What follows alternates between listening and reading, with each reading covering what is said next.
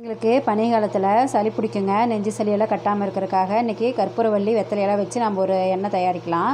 இது வந்து ஆரோக்கியமாகவும் இருக்கும். உங்களுக்கு விக்ஸ் எல்லாம் போடுறதுக்கு பதிலாக இந்த மாதிரி நம்ம இது பண்ணிக்கலாம். இதுக்கு தேவையானது வந்து பார்த்திங்கன்னா தேங்காய் எண்ணெய் கொஞ்சம் எடுத்திருக்கேன். அடுத்தது ஒரு கருப்பு வெத்தலை 1, கற்பூரவள்ளி இலை 2, அப்புறம் ஒரு 5 மிளகும் பச்சை கற்பூரம் கொஞ்சோண்டு எடுத்திருக்கேன். இந்த மாதிரி எடுத்துக்கோங்க. இப்போது கரண்டி வந்து அடுப்பில் வச்சுட்டேன். இப்போ தேங்காய் எண்ணெய் 1 ஸ்பூன் ஊற்றிக்கலாம். இதை செஞ்சு வச்சுக்கிட்டிங்கன்னா நீங்கள் 1 மாதத்தளவு கூட வச்சு பயன்படுத்திக்கலாங்க, அப்பப்போ சூடு பண்ணி. இப்போ நான் ஒரு 2-3 நாளைக்கு மட்டும் ஆகிற மாதிரி நான் செய்கிறேன். இப்போ எண்ணெய் சூடாகிறப்பவே இந்த கற்பூரத்தையும் மிளகையும் போட்டுக்கலாம். ஃபஸ்ட்டு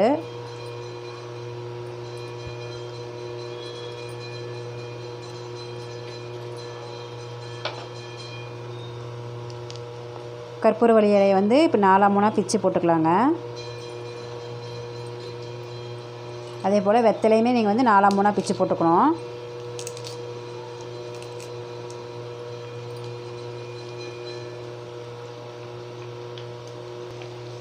பாருங்கள், இந்த மாதிரி நல்லா இப்படி எண்ணெயிலேயே பொரிஞ்சு வரணும். இந்த தலையும் வெத்தலையெல்லாம் ஒரு 5 நிமிஷம் அடுப்பு சிம்மில் வச்சு இப்படியே வதக்கிட்டே இருக்கணுங்க. தெறிக்கி உங்கள் வழியில் படப்படன்னு அதை பார்த்து செஞ்சுக்கோங்க.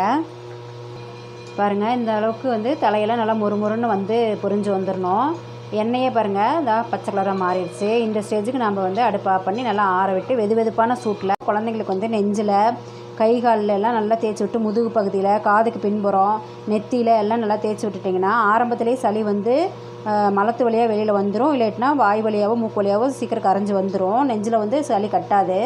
அந்தளவுக்கு இது சக்தியாக இருக்குங்க உடம்புக்கு.